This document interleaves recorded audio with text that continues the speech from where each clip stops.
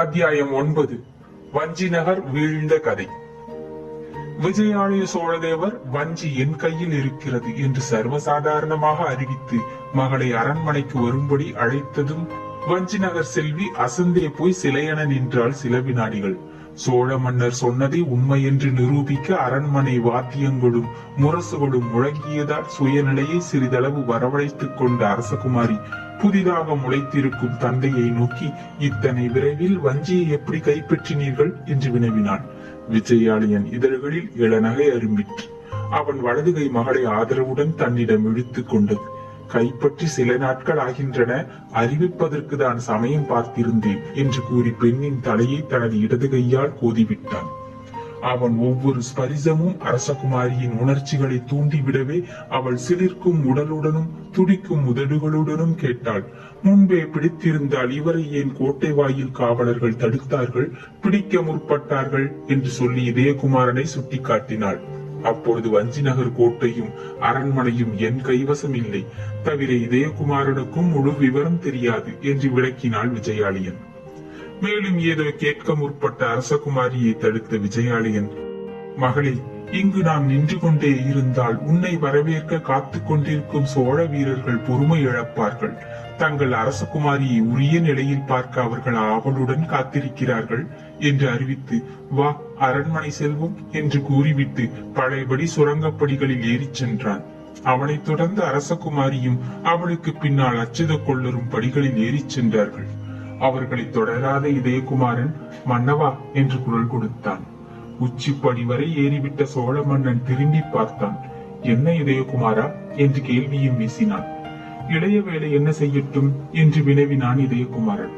அவனை சிறை செய்ய வீரர்களை அனுப்புவோம், அதுவரை மாறவேல் அவனை கவனித்துக் கொள்ளுவார் என்று சோழ மன்னர் மேற்படியில் இருந்த வண்ணம் கூறிவிட்டு கதவை திறந்து கொண்டு சென்று விட்டார். அரசகுமாரியும் அச்சுத கொள்ளரும் கூட அவருடன் சென்றதும் மாறவேலை நோக்கிய இதயகுமாரன், பெரியவரே, இளையவேல் வாலிபன், தாங்கள் வயோதிகர் என்று நிலைமையை சுட்டிக்காட்டினான். மாறவேல் பழையபடி பயங்கரமாக சிரித்தார். வாலிபன் நிலை எப்படி இருக்கிறது பார்ப்போம் வா என்று சிரிப்பின் ஊடே கூறிக்கொண்டு அடுத்த அறைக்கு இதயகுமாரனை அழைத்து சென்றார். அந்த அறையில் எந்த நிலையில் எந்த மயக்கத்தில் விடப்பட்டானோ அதே நிலையில் தரையில் சாய்ந்து கிடந்தான் இளையவேல். அவன் முன்பாக மண்டியிட்டு அவன் கண்களை திறக்க முற்பட்டான் இதயகுமாரன். ஆனால் அது சாத்தியமற்றதாயிற்று. இரு விரல்களால் இதயகுமாரன் அவன் கண்களை இருமுறை திறந்தாலும் அவன் பஞ்சடைந்த கண்களை இமைகள் மீண்டும் மூடிக்கொள்ளவே செய்தன. தலையை ஒருமுறை திருப்பி பார்த்தான் இதயகுமாரன். இளையவேலின் தலை துவண்டு விழுந்தது மறுபுறம். மாறவேல், தங்கள் பிடி மரணப்பிடி போலிருக்கிறது, இவன் இதிலிருந்து விழிப்பானா அல்லது என்று கேட்ட இதயகுமாரன் வாசகத்தை முடிக்கவில்லை. விழிப்பான், ஆனால் விழிக்க இன்னும் அரை நாள் வேண்டும். குரல் வளையின் இரு புறங்களிலும் ஓடும் இரத்த குழாயை பிடித்தேன், அது கொடுத்துள்ள மயக்கம் தீர்வதற்கு நேரமாகும். தூக்கு போடுவதும் இதே முறைதான். அங்கு கயிறு கழுத்தை இறுக்குகிறது, இங்கு கை இறுக்கிவிட்டது.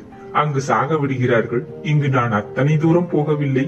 இவனை எப்படியும் பிழைக்க வைத்து விடுகிறேன், பயப்படாது என்று தைரியம் சொன்னார் மாறவேல். இவன் முகத்தில் நீரடித்து பார்ப்போமா என்று வினவினான் சோழ நாட்டு வாலிபன். நீருக்குத்தான் நஷ்டம், அவன் அப்படி சுலபத்தில் எழுந்திருக்க மாட்டான், அவனை நானே எழுப்புகிறேன், மாலையில் நீ போய் வா என்று விடை கொடுத்தார் மாறவேல். அதற்கு மேல் அங்கு நிற்காமல் படிகளில் ஏறிச் சென்றான் இதயகுமாரன்.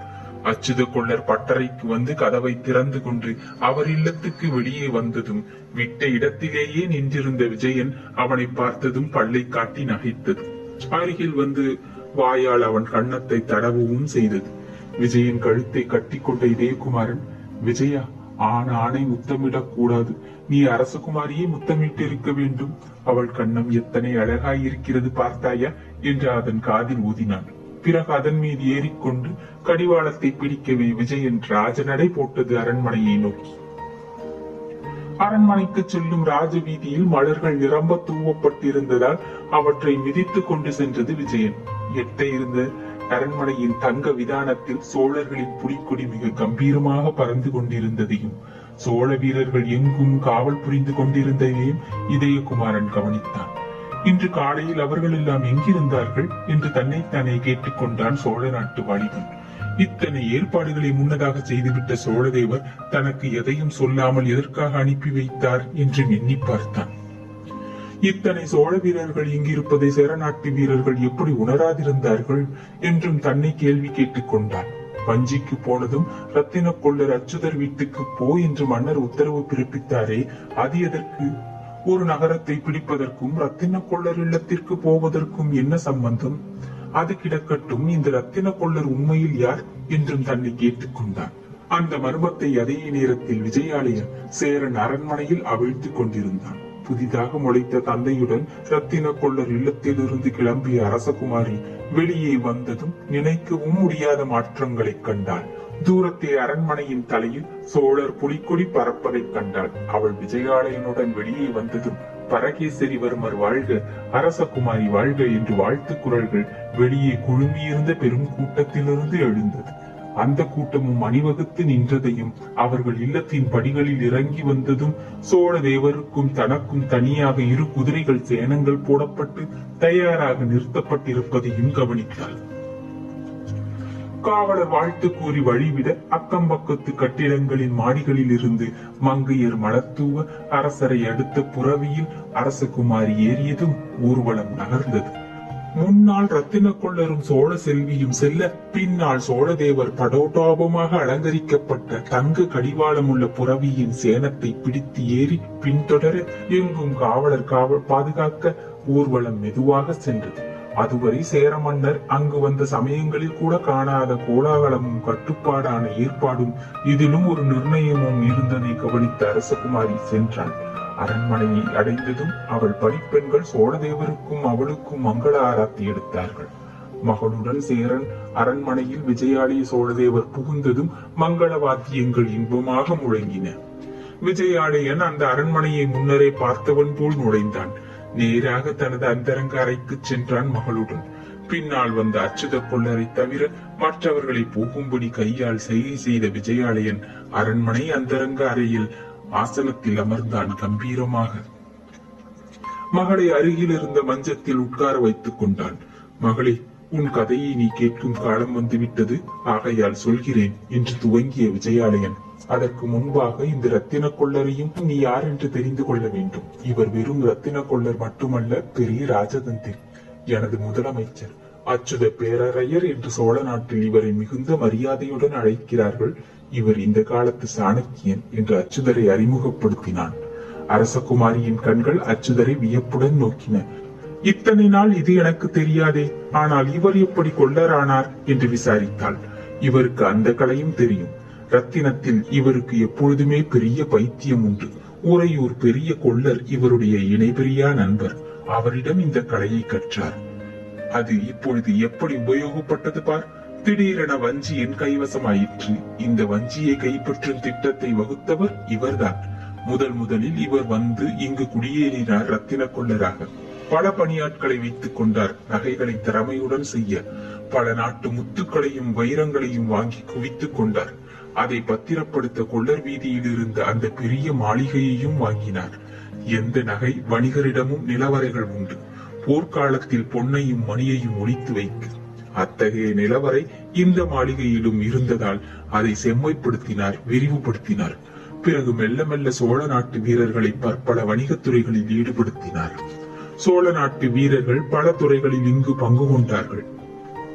அதற்கு முன்புதான் இணையற்ற கலைஞரான மாரவேலையும் இவர் இங்கு அழைத்துக் கொண்டார், தனது மாளிகையை அழகுபடுத்த. ஆனால் மாரவேல் இங்கு வந்த போது வேறொரு பணியையும் மனதில் வைத்துக் கொண்டு வந்தார். உன் தாயின் சிலையையும் மெல்ல மெல்ல வடித்தார். ரத்தின கொள்ளர் வசமிருந்து மோகனச் சிலையில் இருந்து. மாரவேலும் அச்சுதருமாக சேர்ந்து சுமார் ஓராண்டு காலத்தில் இந்த வஞ்சியை சோழ வீரர்களால் நிரப்பினார்கள். எந்த சமயத்தில் இதில் நான் பிரவேசிக்க வேண்டுமோ அதையும் நிர்ணயித்தார்கள். திட்டப்படி நாழிகைப்படி இந்த வஞ்சி கைப்பற்றப்பட்டது. இதன் கோட்டை கொத்தளம் அத்தனையும் இப்பொழுது என் வசம் இருக்கிறது. அது மட்டுமல்ல, எல்லா ரத்தினங்களுக்கும் மேலாக நீயும் கிடைத்திருக்கிறாய் என்று விளக்கினான் விஜயாலயன். அத்துடன் சொன்னான், சாணக்கியன் நவநந்தர்களின் தலைநகரத்துக்குள்ளும் இப்படித்தான் தனது சீடர்களை முதலில் அனுப்பி அதை கைப்பற்றினான் என்று. ஏதோ சொப்பனத்தில் கேட்பது போல அக்கதையை கேட்ட அரசகுமாரி, நான் எப்படி இங்கு வந்தேன், எப்படி சேர நாட்டு அரசகுமாரியானே என்று வினவினாள். அதை கேட்ட விஜயாலயன் முகத்தில் துயரம் படர்ந்தது. கம்பீரமான கண்களில் சீற்றம் பிறந்தது. அது ஒரு பயங்கர கதை என்று அதையும் விவரிக்க தொடங்கினான். அவன் துவங்கும் முன்பு இன்னொரு கேள்வியையும் வீசினாள் அரசகுமாரி. என் தாய் எங்கே என்று. விஜயாலயன் ஆசனத்தை விட்டு எழுந்தான். ஒரு வினாடி அவன் பதில் சொல்லவில்லை. உணர்ச்சிகள் உள்ளத்தை சுழன்றதால் அடுத்த வினாடி உணர்ச்சிகளை அடக்கிக் கொண்டான். இறந்து விட்டாள், கொல்லப்பட்டாள் என்று வறண்ட குரலில் அறிவித்தான். இப்பொழுது முழு கதையையும் கேட்ட பின் கலங்காது, உன்னால் தான் அவள் இறந்தாள் என்றும் சொன்னான். என்னை ஈன்ற போதா? அரசகுமாரியின் குரல் நடுங்கியது. இல்லை. அப்படியானால்? விஜயாலயன் கண்களில் கோபம் துளிர்த்தது. சொல்வதை கேள், குறுக்கிடாதே என்று அவன் சொற்களிலும் சினம் இருந்தது. அத்தியாயம் 9 நிறைவுற்றது. நன்றி, வணக்கம்.